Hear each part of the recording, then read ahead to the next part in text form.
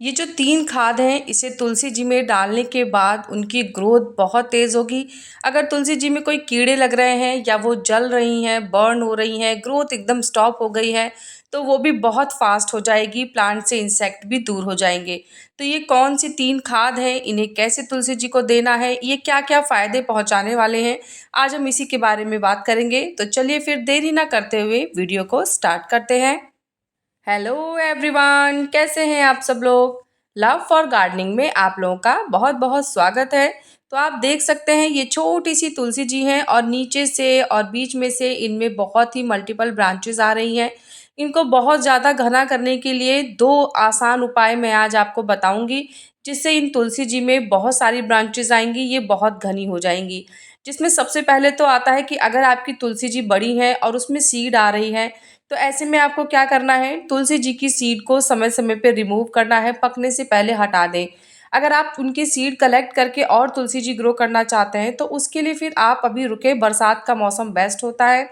दूसरा है कि इनकी जो ऊपर वाली टिप होती है, इसको काट दें जब ये छोटी सी रहें तभी। तो भी बहुत ही मल्टीपल ब्रांचेस आती हैं और तुलसी जी छोटे में ही बहुत घनी हो जाती हैं। अगर आप ऊपर की टिप नहीं काटेंगे तो घनी तो वो फिर भी होती हैं, पर उतनी नहीं हो पाती। क्या होता है, सिर्फ लंबाई बढ़ जाती है, पर चारों तरफ से जैसे जो बुशीपन होता है ना, वो नहीं आता प्लांट में तुलसी जी के। तो इस वजह से ऊपर की टिप अगर आप काट देते हैं तो तुलसी जी छोटे में ही बहुत घनी हो जाएंगी और जितनी ज़्यादा ब्रांचेस आएंगी, पत्ते भी उतने ही ज़्यादा आएंगे। तुलसी जी की जो मिट्टी की ऊपरी लेयर है, वहाँ पे क्या करें, सफाई रखें, बहुत ज़्यादा घास वगैरह ना पनपने दें। क्या होता है ना कि जो हम खाद देते हैं, फिर ये घास वगैरह जो होती हैं, ये बहुत तेज़ी से लेती हैं। खरपतवार की ग्रोथ इतनी तेज़ हो जाएगी कि तुलसी जी की ग्रोथ डाउन हो जाएगी। तो इसलिए ऊपर मिट्टी के चारों तरफ जो भी कोई अनवांटेड ग्रोथ हो रही है, उसे हटाते रहें।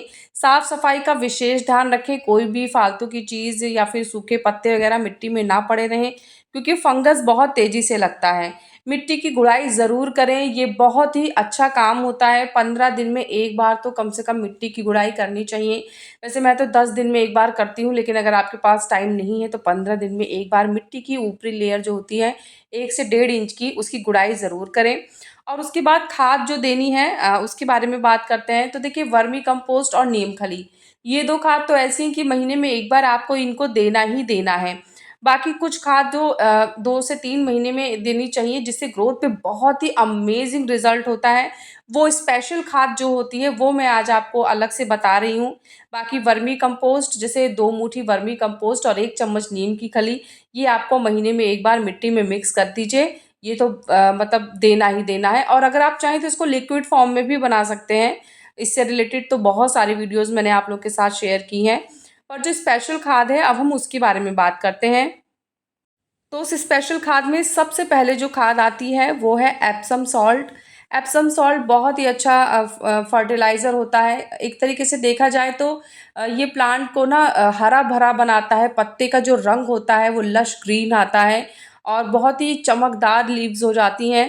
पर इनको कब कब और कितनी क्वांटिटी में देना है वो भी मैं अभी धीरे धीरे बताती रहूँगी। तो मैंने यहाँ पे लगभग आधा चम्मच एप्सम सॉल्ट का इस्तेमाल किया, क्योंकि तुलसी जी अभी बहुत छोटी हैं। उसके बाद मैंने आधा ही चम्मच हल्दी का पाउडर लिया है। और अगर आपके पास हल्दी का, वैसे नॉर्मली सबके पास ही हल्दी का पाउडर होता है, लेकिन अगर आप हल्दी पाउडर नहीं देना चाह रहे हैं या किसी वजह से नहीं दे सकते हैं, तो दालचीनी का जो पाउडर होता है आप उसका भी इस्तेमाल कर सकते हैं। इसके बाद फिर मैंने यहाँ पे 1 चम्मच लकड़ी की राख ली है। आप यहाँ पे गोबर की राख का भी इस्तेमाल कर सकते हैं। लकड़ी की राख या गोबर की राख, जो भी आपको मिल जाए। उसके बाद इन सभी देखिए खादों को मैंने चारों तरफ ऐसे बिछा दिया है। इन सभी खादों को अगर आप चाहें तो पानी में भी घोल के दे सकते हैं। जैसे 1 लीटर या आधा लीटर लीजिए, क्योंकि 1 लीटर तो बहुत हो जाएगा।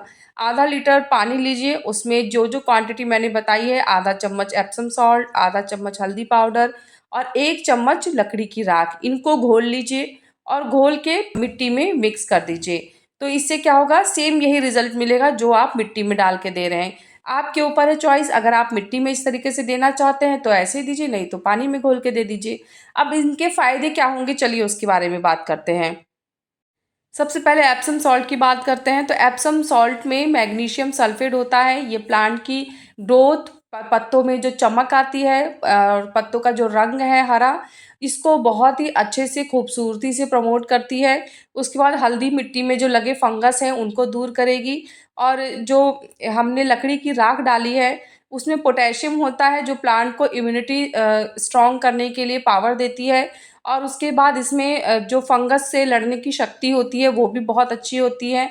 मिट्टी में फंगस नहीं पनप पाएगा। और अगर तुलसी जी के ऊपर कोई कीड़े लगे हैं ना, तो आप क्या करिए, एक चुटकी लकड़ी की राख लीजिए और ऊपर से ऐसे बिखेर दीजिए।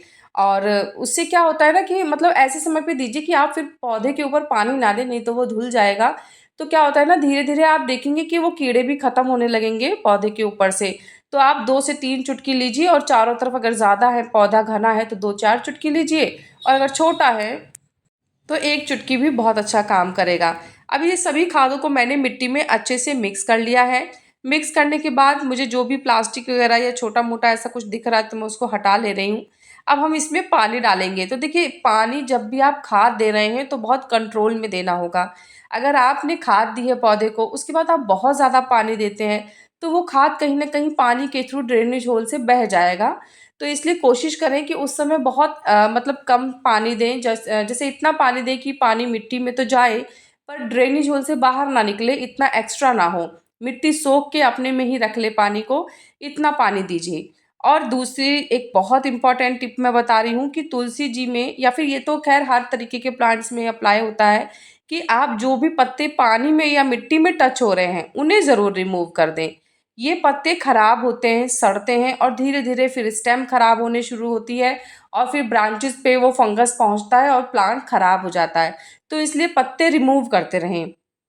गर्मी बहुत तेज़ पड़ रही है, इसलिए कोशिश करें कि जो बहुत तेज़ तीखी 12 बजे बाद वाली जो धूप होती है वो तुलसी जी को ना मिले। आप सुबह के 6-7 बजे से लेके और 10-11 बजे तक की जो धूप होती है वो तुलसी जी को अच्छे से दें। बाकी दोपहर की तीखी धूप से बचाएं। तो ऐसे तुलसी जी बर्न नहीं होंगी और ग्रोथ भी बहुत अच्छी होती रहेगी। तो तुलसी जी से संबंधित सारी जानकारी बता दी है। इसके बाद भी कोई क्वेश्चन, कोई कन्फ्यूज़न होता है तो आप कमेंट करिएगा। कैसा लगा मेरा आज का ये वीडियो मुझे ज़रूर बताइएगा।